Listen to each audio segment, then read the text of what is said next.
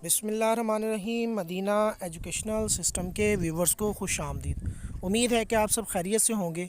अल्लाह पाक आपको, आपके वालिदैन को सेहत और ईमान वाली ज़िंदगी नसीब करे। डे व्यूवर्स, हम बात करने जा रहे हैं उर्दू के पेपर की प्रेजेंटेशन के हवाले से। तो किस तरह आप पेपर को हल करें, इनमें किन किन बातों का ख्याल रखना चाहिए, ये सारी बातें हम इस वीडियो में डिस्कस करेंगे। तो इससे पहले आप तमाम व्यूवर्स से रिक्वेस्ट है कि अगर आपने अभी तक हमारे चैनल मदीना एजुकेशनल सिस्टम को सब्सक्राइब नहीं किया तो चैनल को सब्सक्राइब कर लें, बेल आइकन को प्रेस कर लें ताकि हर नई वीडियो आप तक बर वक्त पहुँच सके। तो चलिए बात करते हैं पेपर प्रेजेंटेशन के हवाले से कि किस तरह आप पेपर को सॉल्व करके बेहतरीन नंबर हासिल कर सकते हैं।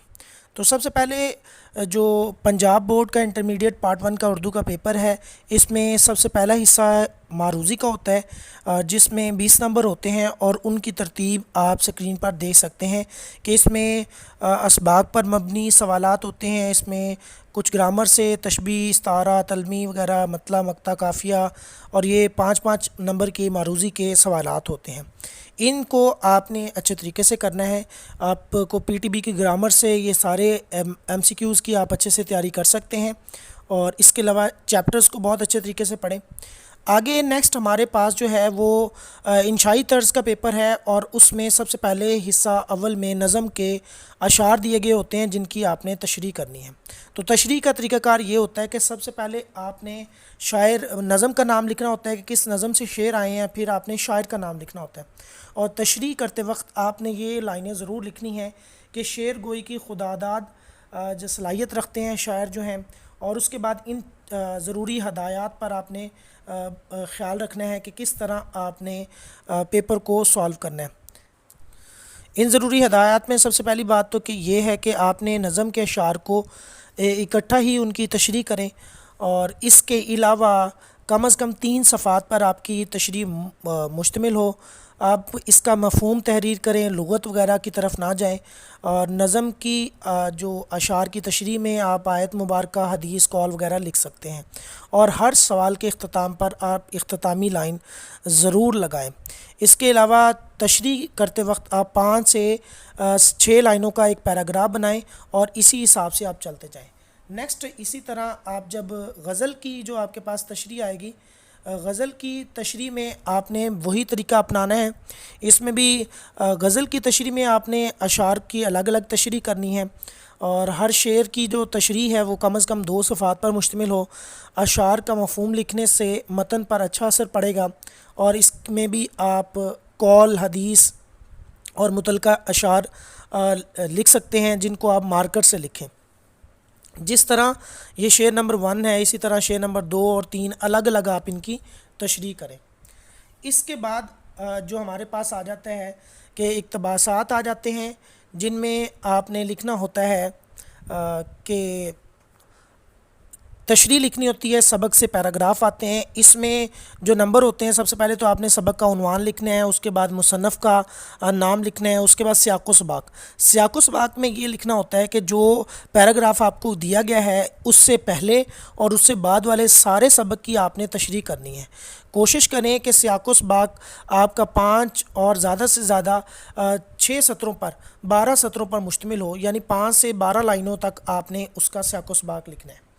और उसके बाद नज़म की तरफ आ जाएं, तो उसमें भी वही तरीका है। तशरीह जो आपने करनी है उसमें आप अशार वगैरह, हदीस, कवाल वगैरह लिख सकते हैं, और बाकी पैराग्राफ में आपने वही इस तरीके बनाना है। क्वेश्चन नंबर 4 की बात करें तो ख़ुलासा आ जाता है।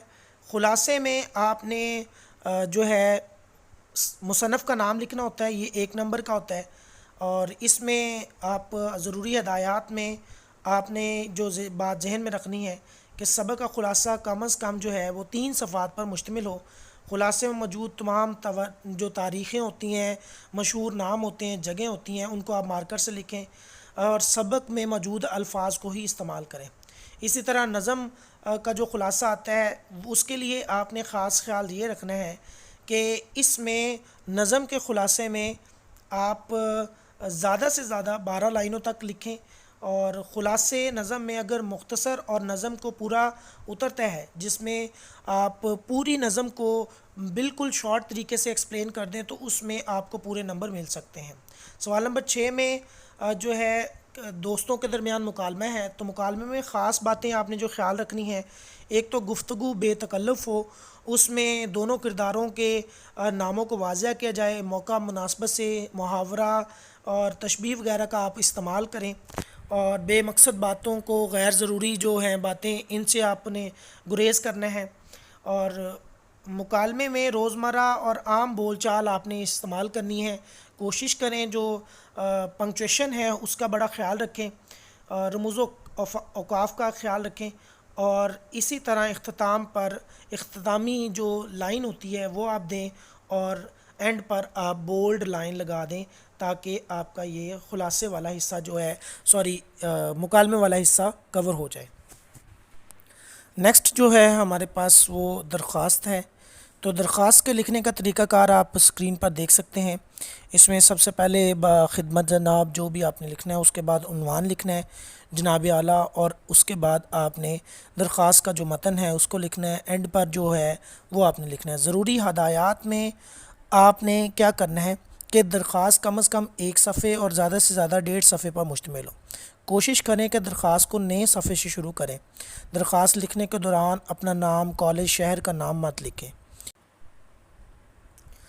یہ دیکھیں جیسا کہ خدمت جناب پرنسپل صاحب، اس میں درخواست میں عنوان ضرور لکھیں، اس کے بعد جناب اعلیٰ لکھا جائے۔ جناب اعلیٰ لکھنے کے بعد درخواست کا جو مضمون ہوتا ہے پیراگراف کی صورت میں لکھنا ہے، اور درخواست کے 3 حصوں پر جو مشتمل ہوتی ہے، اس میں آغاز یعنی تمہید ہے، اس کے بعد مضمون کیا ہے، اور اینڈ میں اختتام ہوتا ہے۔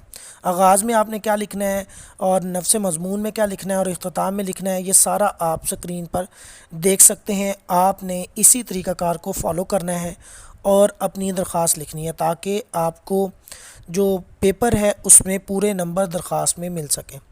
تو درخواست کے بعد ہمارے پاس جو نیکسٹ ہے وہ درخواست میں کچھ چیزیں ایسی ہیں جو آپ نے دوران درخواست بالکل ٹھیک لکھنی ہے۔ یہ دیکھیں غلط اور صحیح میں فرق بتایا گیا ہے کہ آپ نے ٹائٹل شروع کیسے کرنا ہے، عنوان کیسے لکھنا ہے، اور جناب اعلیٰ لکھنا ہے، یہ جناب اعلیٰ یا عالیہ نہیں لکھنا۔